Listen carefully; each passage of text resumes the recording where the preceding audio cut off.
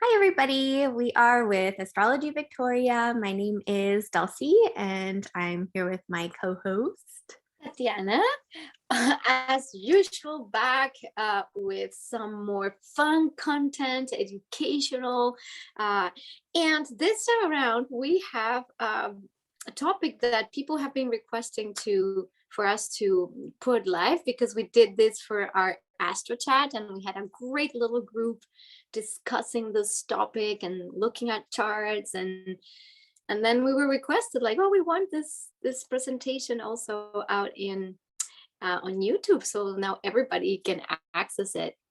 And the topic is, drum roll, the Nodal Shift. So the nodes, they just shifted. We have the North Node, it is in Taurus now, and the South Node is in Scorpio.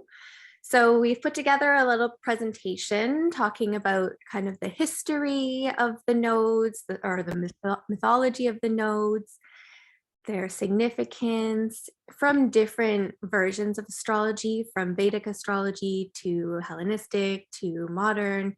And we've just kind of combined all of that information and tried to understand the general significance of both the North Node and the South Node. So I'm just going to share the presentation now.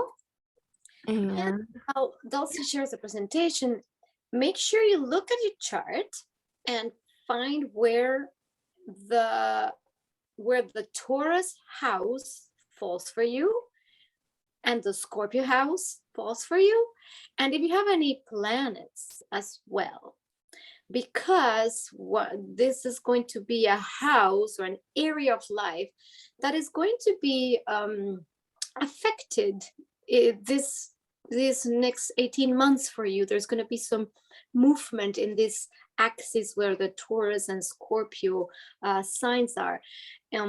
And if you're kind of new to astrology, you're like, oh, what's all this, right?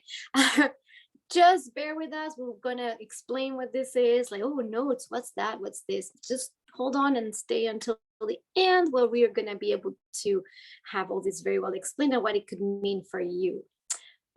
Dulcie. Yeah, right at the end, we have an image of the houses of the chart. So if you get your chart from astro.com, they have free charts for you to look up. Just type in your birth information and you can get your chart there. Or if you have it already, obviously you can just take a look and see what houses these are in, the sign of Scorpio and Taurus. And yeah, we'll take a look at the houses right at the end. But first, so here, pictures. Yeah.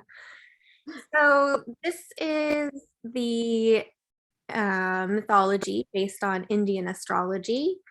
And I'm just going to read a short version of the story.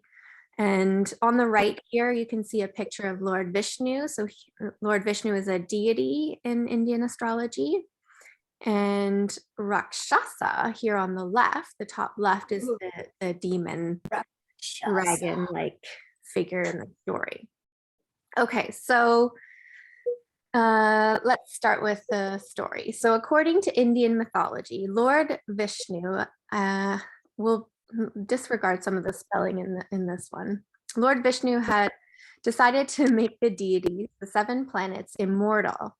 Vishnu had churned up the sea in order to extract a sacred nectar called Amrita, with the intention of making the planetary gods immortal. Vishnu had all the planetary deities lined up in order to receive the nectar potion. However, a demon called Rakshasa, who is dragon-like in appearance, had sneaked in and disguised itself as a deity in order to become immortal. Oh, the bugger. Yes. Once Vishnu had realized that he had been fooled into giving the nectar to the demon, he took out his sword and chopped the demon in half. The head of the dragon became Rahu, which is the North Node, and the tail became Ketu, the South Node. But now they could not be killed, as they had received the nectar. When the nodes, Rahu and Ketu, saw how angry they had made Vishnu, they did penance to him and were eventually given planetary status. So Rahu and Ketu are a very powerful force that operates in our lives to control the karmic influences and situations through the Rahu-Ketu axis. The symbol of Rahu represents the dragon's head and Ketu represents its tail. So as we'll see in the next few slides, Rahu as the dragon's head is known to be forever wanting more. So always having an insatiable hunger for something, for worldly possessions, for power, for status. But because it doesn't have a bottom half, it can't be satiated. So it's not able to digest whatever it takes in, and it just keeps wanting more. The tail of the dragon doesn't have that head, so it's not consuming anything, but it's always releasing things. So let's take a look here. Did you want to say anything about that, Tatiana? First No, it's wonderful. Okay, so on to the north node. So this is Rahu, or the head of the dragon, or the head of the dragon-like demon.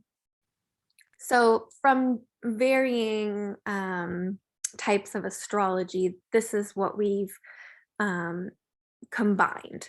So it can signify the life focus of someone.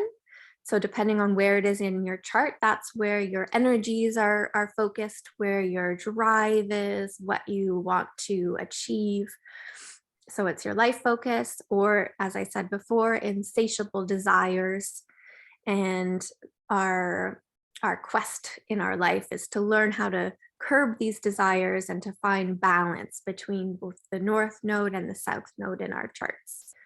It can be, this is how one of my teachers, Achyuta Bhava Das, explains it, increase for better or worse. So it's not necessarily always good to be gaining more, but it also doesn't necessarily mean it's bad either. So some things are good when they grow and some things are bad when they grow. It can signify power, wealth, and gratification, material gain, and ambitions. In the evolutionary astrology perspective, the North Node, it's not a significator of final destination point. It's more like a unfolding of the energy that drives that path of destiny. It's like the path towards that something that is always pulling. So the situations, again, the karmic situations pull you towards the North Node because it's the energy that the soul has wanted to learn about, that maybe it doesn't have kind of mastery over, or like it just doesn't know much about it. So in the South Node is the energies or the imprints of the soul who has already had so much experience in that energy that it's like, okay, move on to something new. What's that other side, that opposite side? And like Dulcie said, is the key is to learn to balance those two as the North Node increases in one's life, meaning the opportunities to practice that energy increases, and it's like there's a fulfillment when these opportunities show up. The more and more life goes by, and this is why it's like a curve of path. It's not, and I'm going to the North Node and then one day I'm there. It's more like I acquire that energy, and at first it feels uncomfortable, unknown, like going to, you're going to the university to study a career or something, and well, you don't know anything about it. You're enrolled to learn, but there's gonna be all this desire to learn, and at the same time, well, you don't know, so you might be comfortable You know, the South Node is like that comfortable place of what I actually do know already. So sometimes something new can seem a little bit like uncomfortable. And as life goes by and we gain like more practice in this new energy, the North Node, there's like this fulfillment. It's almost like a soul's realization. And then there's a comfort. This does not mean that the other energy, the South Node energy, is discarded. It means that whatever was learned in those past lives is no longer what we're practicing. That's why we're releasing some of that to move into the new path, or the new experiential scenarios for the soul to gain that mastery over that energy. And then the South Node is like including those gifts that were acquired in the past as part of your life. So it's to find that balance as we acquire more of one and use the other one also in its best, let's say, expression. Otherwise, when there's an imbalance, and that's for any chart and for any planet or for anything, any imbalance in the energy or the polarities is what causes all these tensions and difficulties. And the whole point is always to find the midpoint of the chart, which is where everything just flows in balance. Anyway, that's a little bit the perspective. And there's a fabulous book by Jan Spiller called the blah blah blah. What's the name, Dulcie? Do you know the? I know what you're talking about. Let me look it Yeah, Jan Spiller. I forgot the name. It's something of the soul. Mm-hmm. Well, if you're interested in soul. Astrology for the soul, thank you, Dulcie. If you really want to dive deep into the meaning of North Node South Node, that's a fabulous book that has a lot of very detailed information on all of what this means. So yeah, moving ahead, before we enter in like North Node in Taurus, we wanted to have this little understanding of North Node South Node. And of course we have to tell people, well, tell you guys but what is the node? If you're wondering what the F is the node, you know. Yes, we definitely will. We have the South Node, and then we'll get into the nodes as well. I did have a quick question for you, Tatiana, as you were describing about evolutionary astrology. So one of our members during our Astro chat had mentioned that she had a chart reading and was a little bit uncomfortable with the idea of past lives, and saying that the South Node represents your past lives. So for those who maybe don't believe in past lives, is there a way of looking at the South Node as something in your present life that you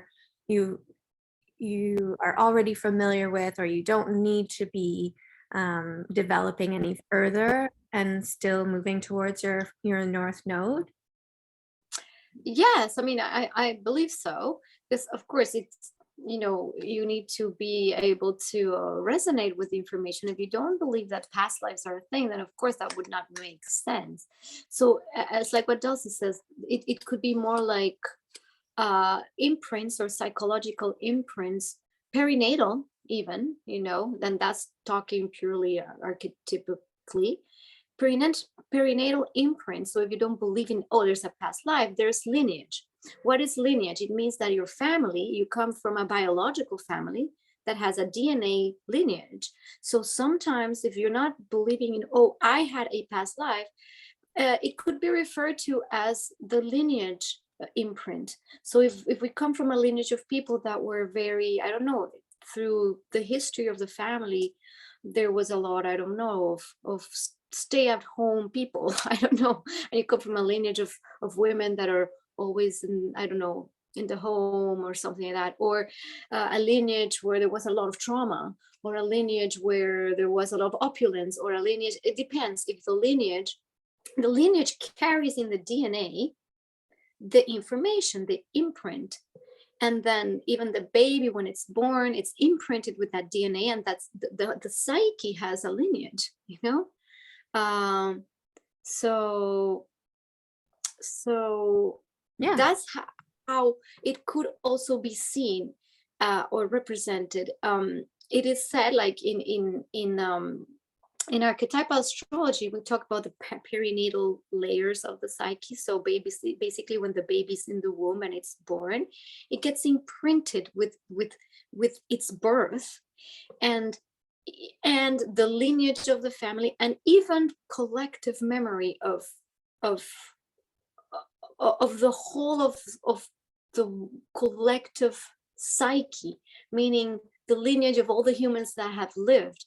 So it doesn't necessarily represent it's my past life and I'm this little soul who lived this. It could be just the memory of the psyche of humanity that starts with a family and can stretch all the way, and these are called coex systems. And at some point we could do or we might invite Ren Butler to talk and for our channel to do his presentation on a presentation on that again. That would be wonderful. We do actually have one already up on YouTube. Yeah, look in our videos. He has a really great presentation on the. Yeah, we do. Yeah, we do have the first one. It was when we were doing our videos but person, yeah. So these coexist systems could explain a little bit of like what the soul or the family lineage has carried, so the soul can actualize it, or the person can actualize it in this life and release it from the memory of the psyche and the memory of the imprint from birth and before birth, so it can be released. So that's how the experience could be then it can be seen. So again, you don't need to believe it's a past life. It's more like understanding that there's something, that this represents a symbol of something that needs to be transcended so something else can be experienced. Yeah.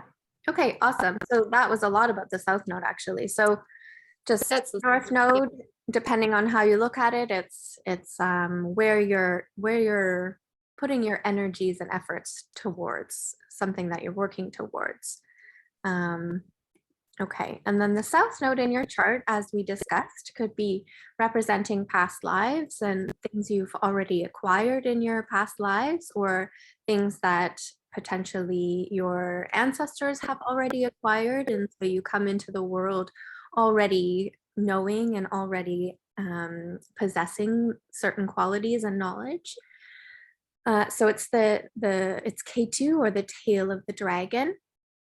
And I put there's the little symbols underneath. So the North Node image had the bull for Taurus. The North Node is in Taurus now, and here the South Node has the scorpion, so it's in Scorpio.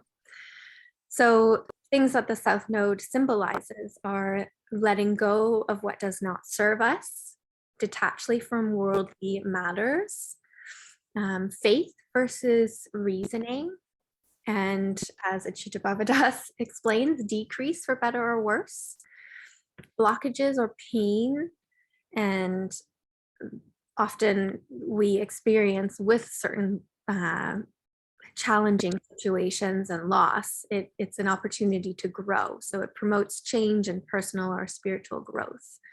Losing like physical possessions or not getting what we want in life often is an opportunity for us to grow spiritually.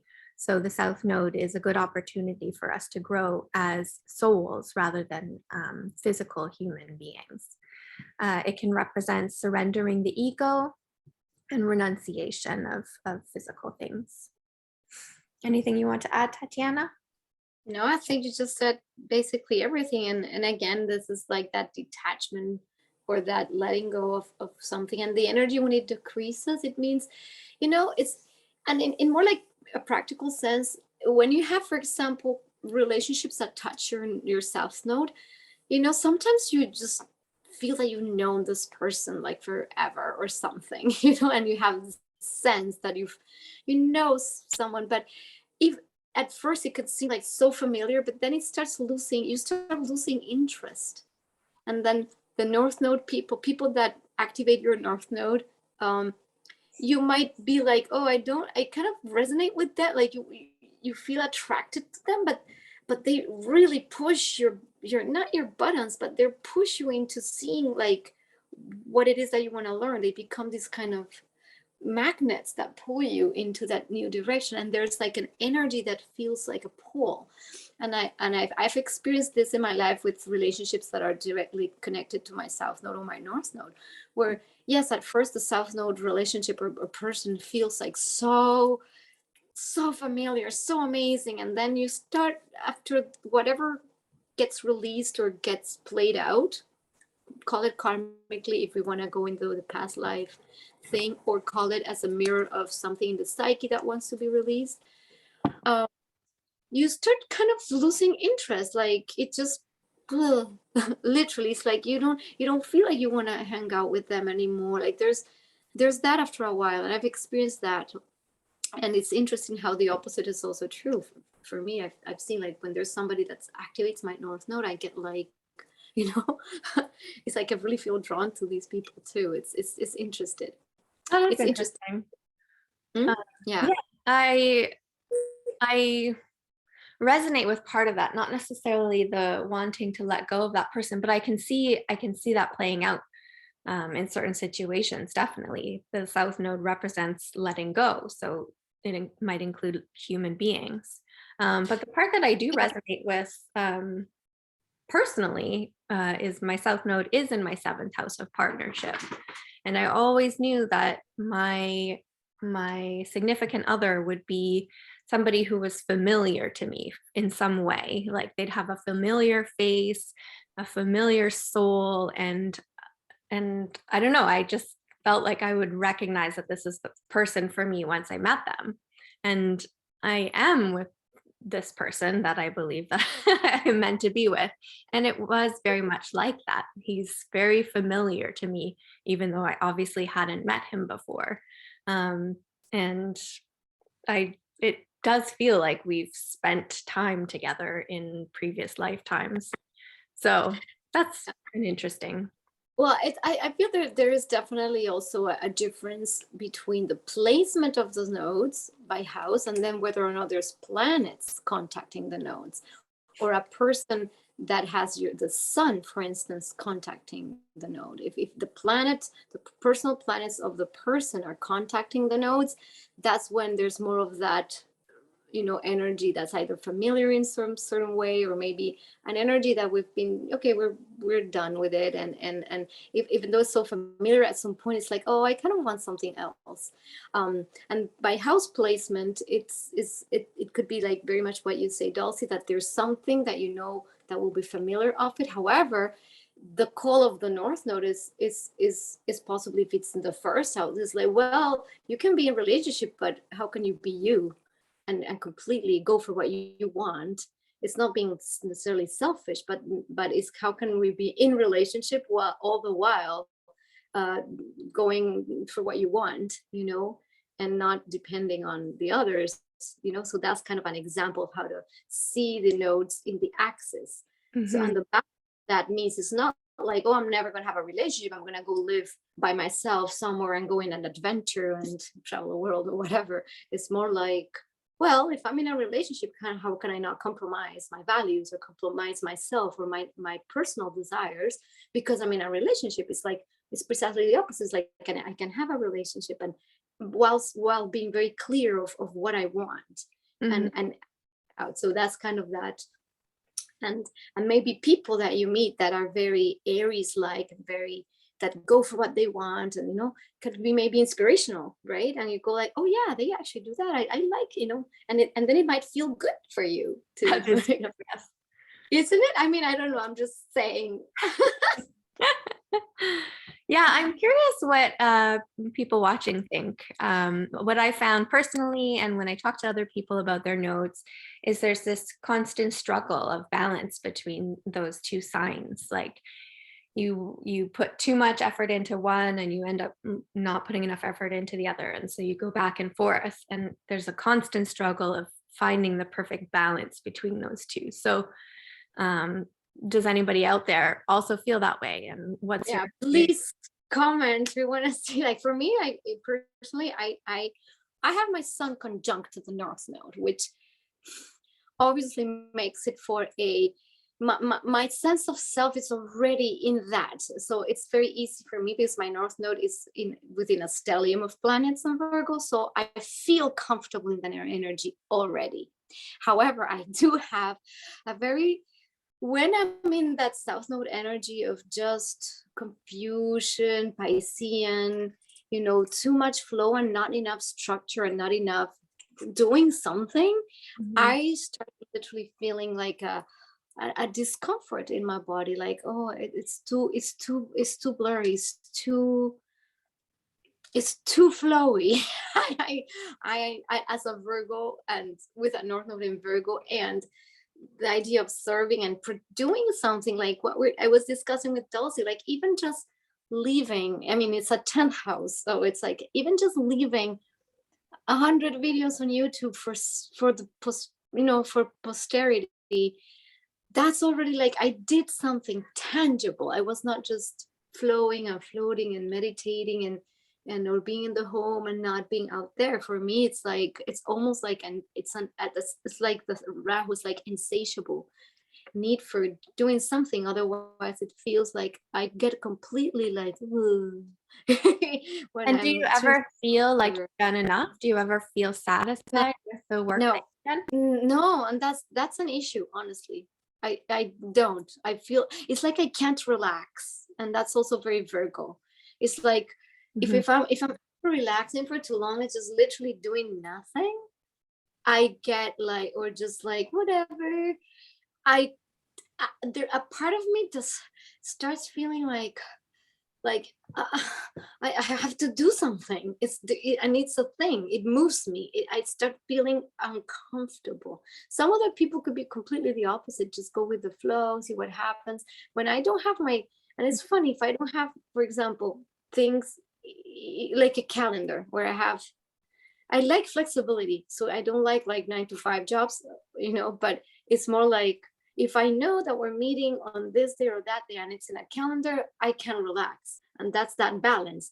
If I did not put in the calendar and I just kind of, oh, I don't remember when we're meeting, whatever, and nothing gets done, I get very anxious. And that's very true for me, from my own experience.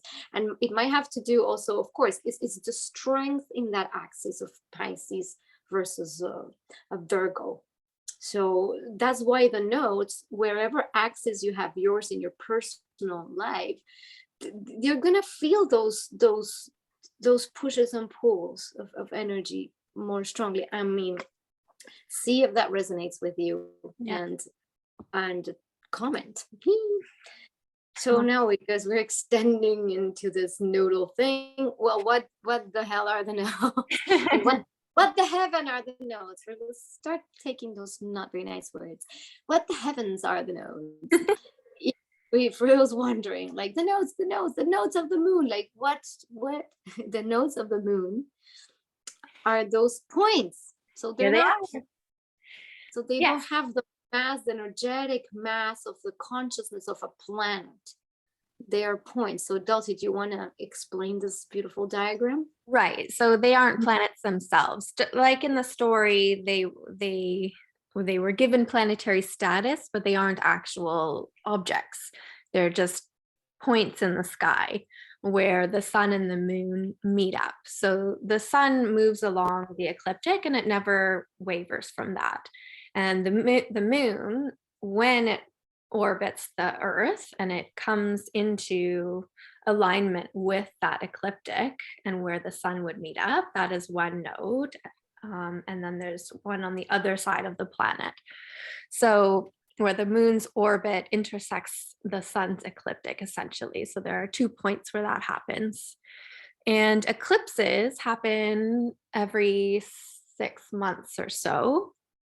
And that's when the sun and the moon either conjoin near a node or are on opposite sides of the Earth near the nodes as well. So the light of either the sun or the moon is blocked from our perspective on the Earth, and that's called an eclipse. So Yeah, go ahead. And there's quite a significance. And by the way, you might see this drawing. It's not that the sun orbits around the Earth. Yeah, we're clear. This is a geocentric perspective, meaning the Earth is at the center. So of course we know the sun does not, gravitate around the Earth. But for those who don't know, this what you didn't know? By the way, Dulcie, the Earth is flat. You didn't know that? Gotta go back to my books.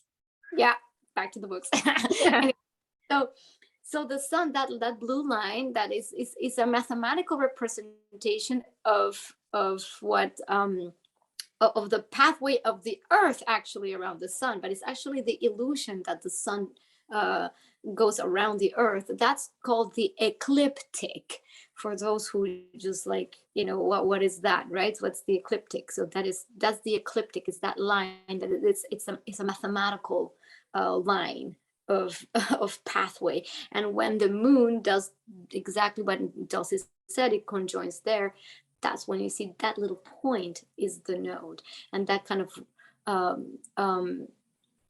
and like what you said about the eclipses, it's when both the sun and the moon are on those points, either on one side or opposite of each other. So yeah, and the eclipses, that is why it's said that eclipses are these kind of evolutionary pushes or portals of energy, because that's when the sun and the moon that actually have energy kind of push that next layer of evolution. So that's why every time there's an eclipse, there's kind of a theme that's like pushed forward.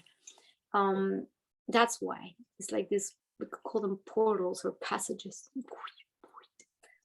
All right.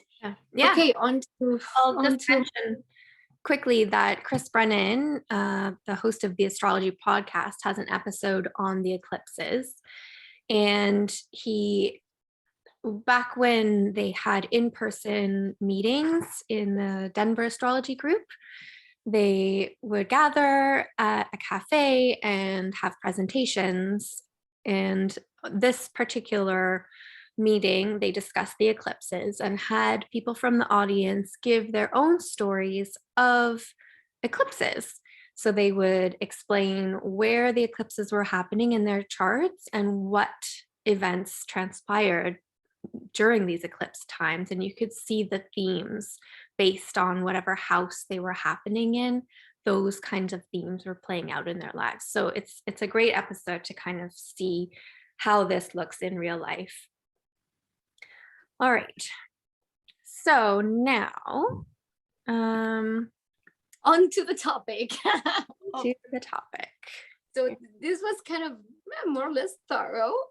And now the topic is what happens when the nodes, the planetary nodes have shifted into Taurus from Gemini, the North Node moving to Taurus on the 18th of January or the 19th of January. I had the date at one point. I feel like 19th, but I don't it's the 19th of January.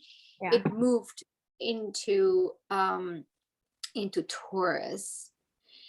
And what that represents, again, when put together all that information we just gave you, and now put together what Taurus means. So if you haven't watched our very thorough video on Taurus, we recommend you watch it. We have an educational video on the sign, and you can see much more detail in it. But long story short, Taurus, it's what is it, Dulcie? The basics. I'm actually getting conflicting messages. Some say 18th and some say 19th. So I'm imagining that's a time zone thing. Okay. Well, so Taurus. The duality is feminine. So both Scorpio and Taurus are feminine signs.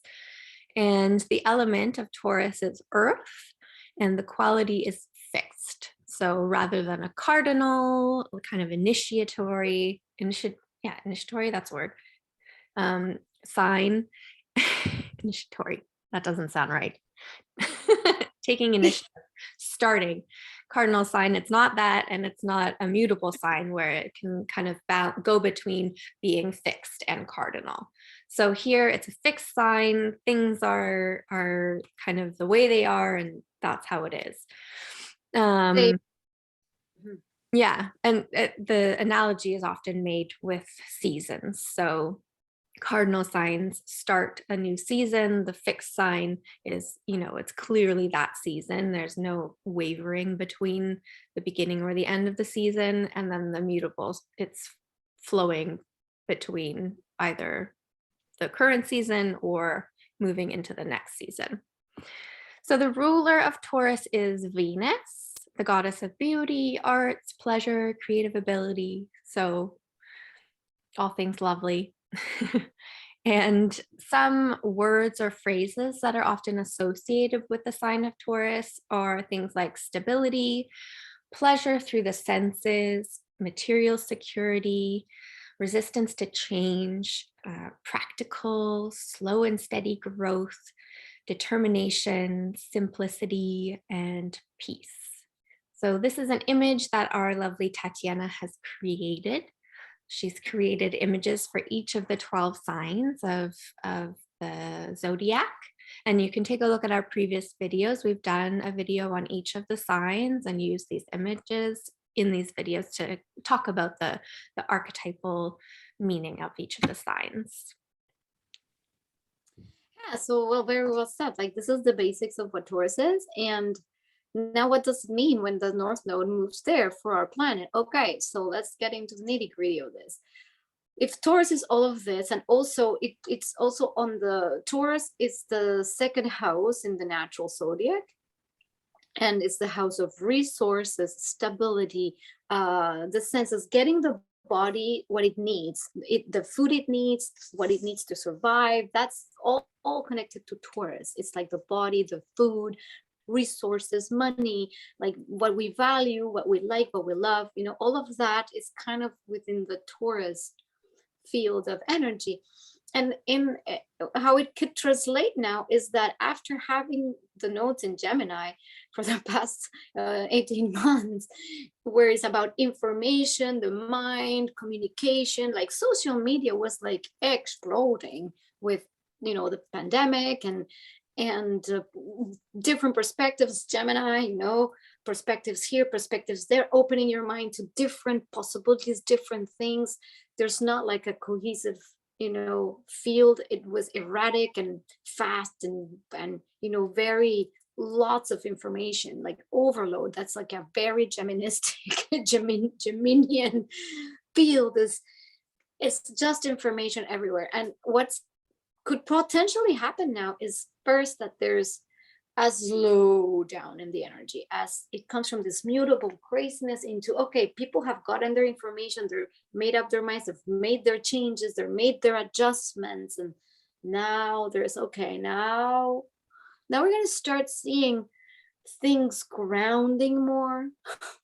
The ideas, maybe food is going to change, like something around money might change, the way we exchange resources, the way we provide for ourselves, stores. We might be asked to find a way to, like exchange or provide or plant, or, or the body's going to be more in focus as well. Like, touch and physical touch. We were deprived of touch for so long with physical distancing. So what does it look like when we can start touching again and sensing again and be more connected to the earth? It could look as also,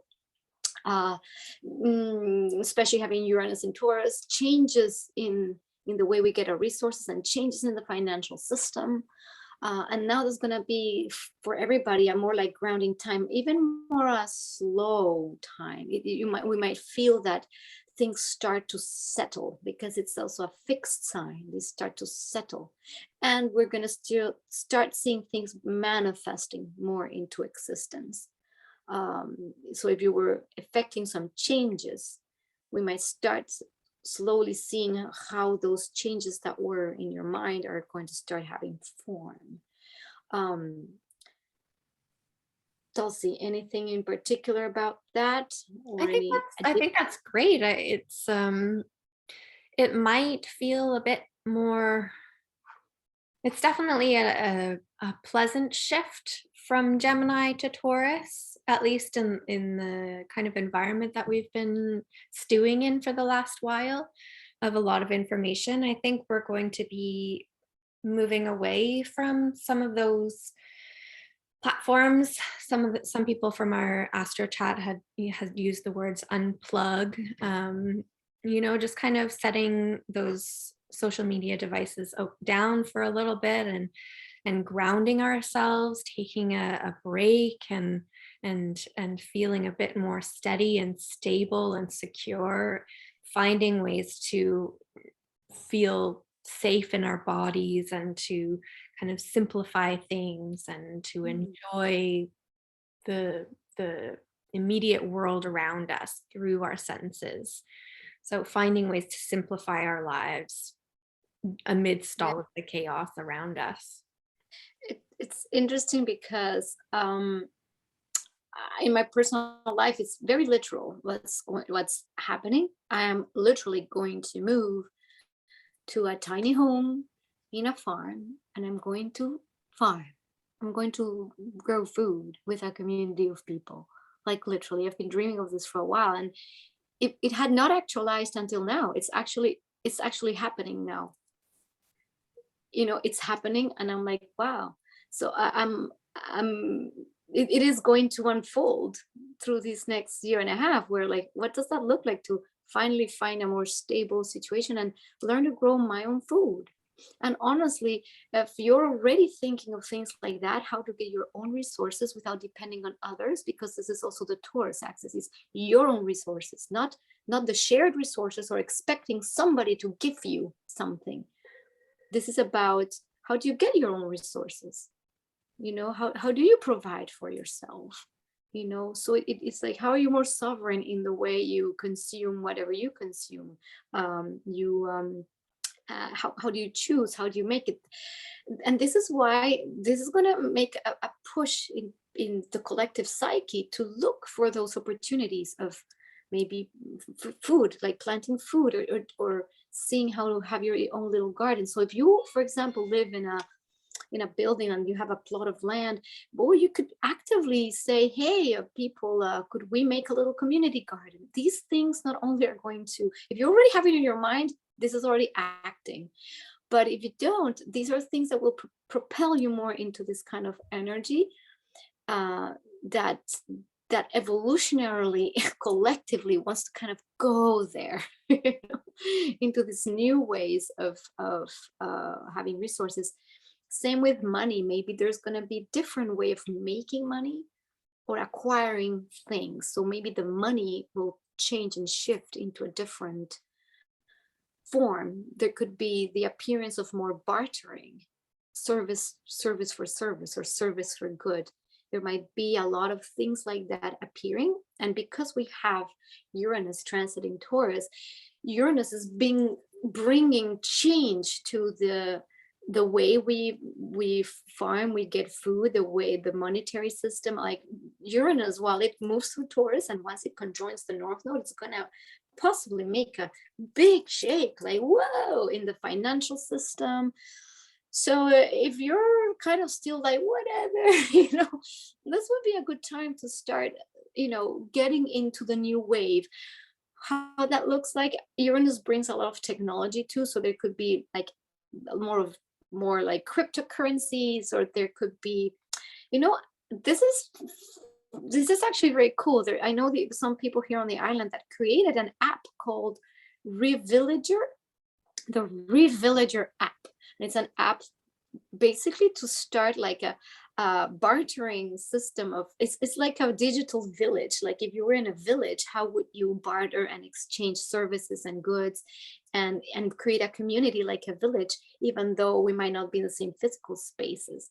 And that's like that kind of Uranian impulse of technology and newness into the way we exchange and the way we get resources, and we the way we, like, oh, I have apples and I'll have pears. Like if we're in that app, you could just be matched, or I give this and I do that, and so it's pretty interesting. And Perfect example for this.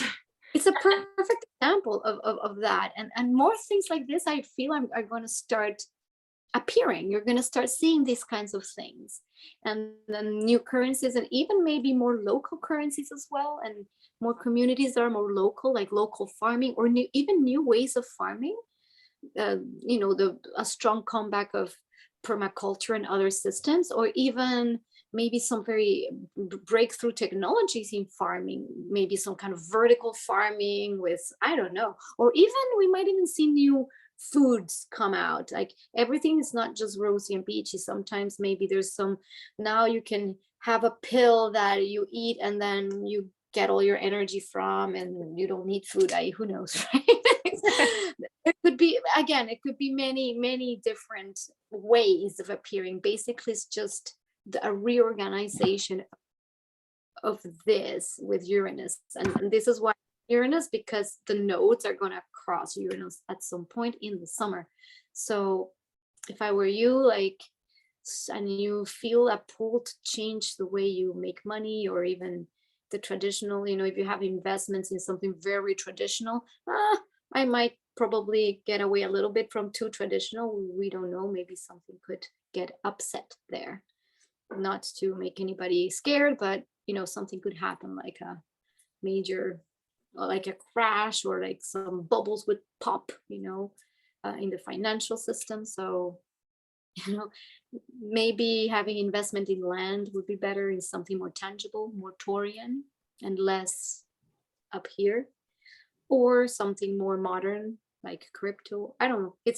I cannot really say or tell exactly what, but whether we will like it or not, there will be some kind of impact also in maybe Yes, food. definitely don't take financial advice from us, but these are the kind of archetypal themes that will be. Yes, yeah, we're not giving advice, we're just saying that these are themes. So however you're going to navigate these themes is up to you, right? Don't blame me. Just the messenger. All right, to somebody. Yeah, good advice. It's a good time to see a financial advisor, honestly. Yeah, and to organize your finances in a different way. Anyway.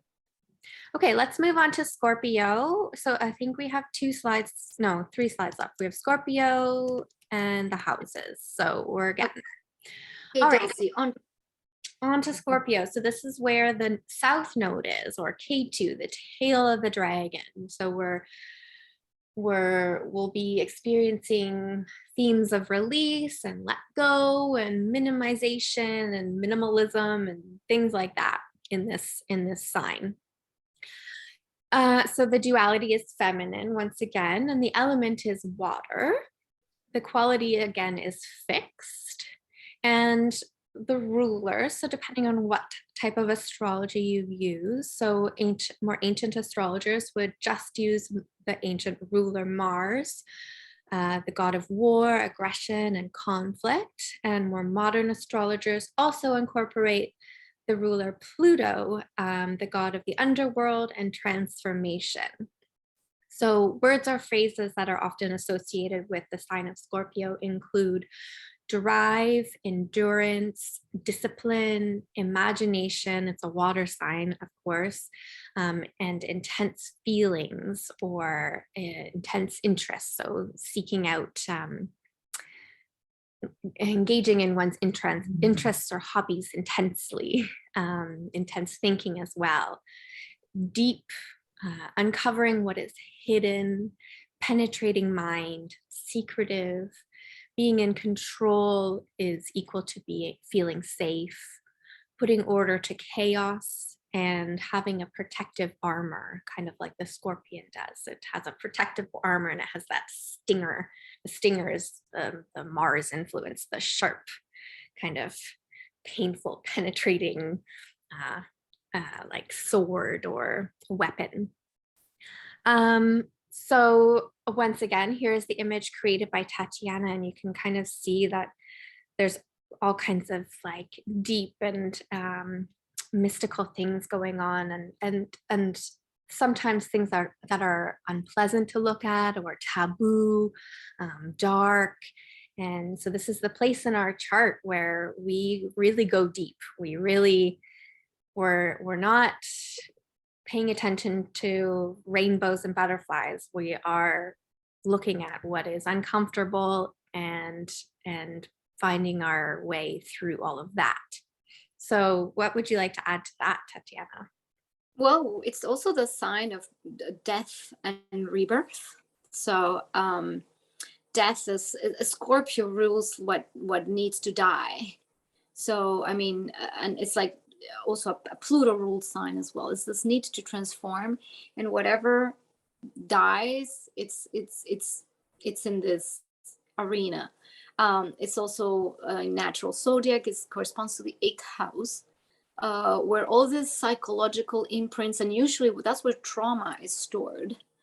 You know, we can talk about Scorpio also, where trauma lies, and these uncomfortable emotions. So what does it mean for us when the nodes are moving, the south node is moving there, is that it's time to release the behaviors associated with hiding information, with secretiveness, with being too intense and dramatic.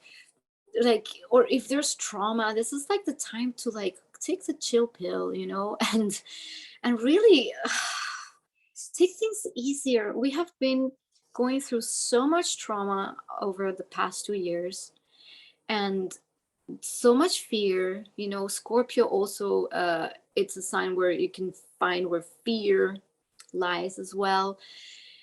Fear, trauma, shadow, power, control, manipulation, any of that, like too much intensity is like, okay, can we just like for a little bit just chill out? Yeah, And can I just add something quickly to that? I think perhaps leaning towards more self-compassion, rather, not necessarily minimizing any trauma that anyone has been through necessarily, but finding a way to feel not the trauma. be embroiled in all of that anymore, Yeah. and learning to kind of be compassionate toward the self. And And seek the healing. I feel that when we start looking at the trauma, it's not like I have to, why we have to keep processing, keep processing, keep processing, keep diving, keep processing. I think we have done a lot of that already.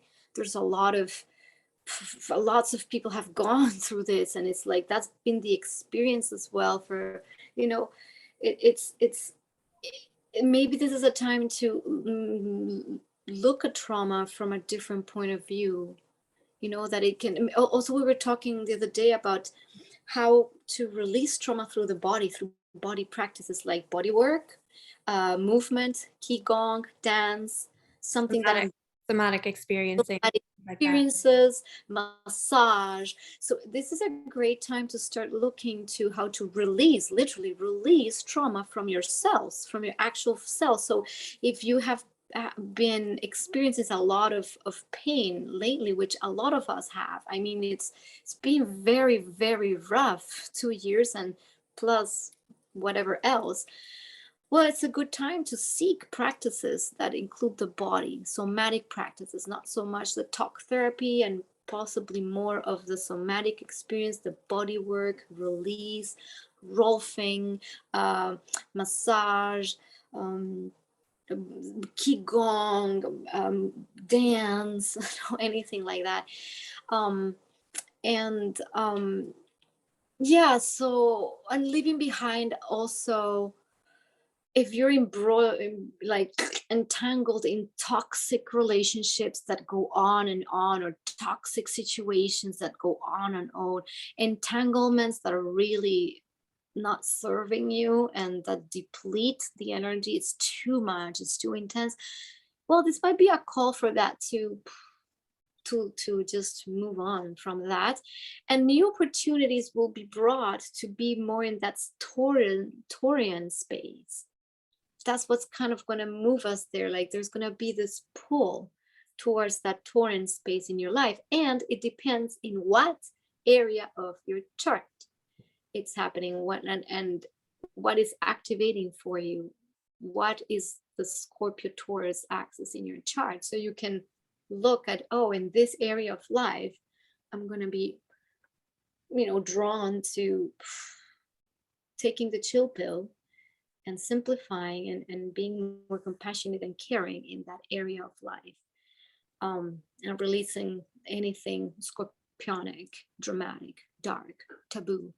You know, we might see again, we've been seeing with the Mercury Pluto conjunctions and all that stuff, that's at the beginning of the month already, a lot of exposure, because when there's exposure of all this darkness, we've been talking about the poop coming to the surface, and it's like you can't build, you know, something very sustainable if there's toxic waste.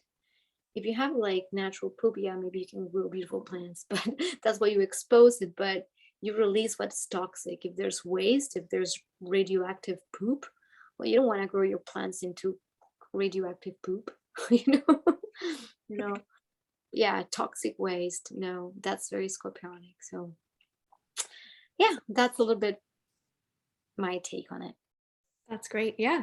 And on our next slide, we have a little bit of a, so I found this astrology blog.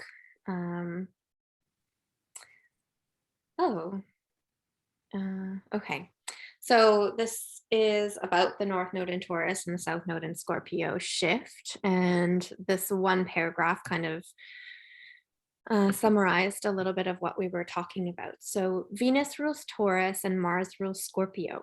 From this, we can sum up that this nodal shift will move us away from the chronic intensity, scarcity, strife, and searching of battle-ready Mars, and move us towards the receptivity, calm, indulgence, love, and acceptance of Venus. Like all opposing signs, Taurus and Scorpio inform one another. There is no emotional intelligence and strength without conflict, without getting spurned or cut by the barbed wires of life. Yet we cannot be constantly embroiled in these dramas. Warriors need rest. Taurus enters in as that rest, as restoration, the period of peace that comes after war, allowing us to settle into, heal, and understand our battle wounds so that we can connect back with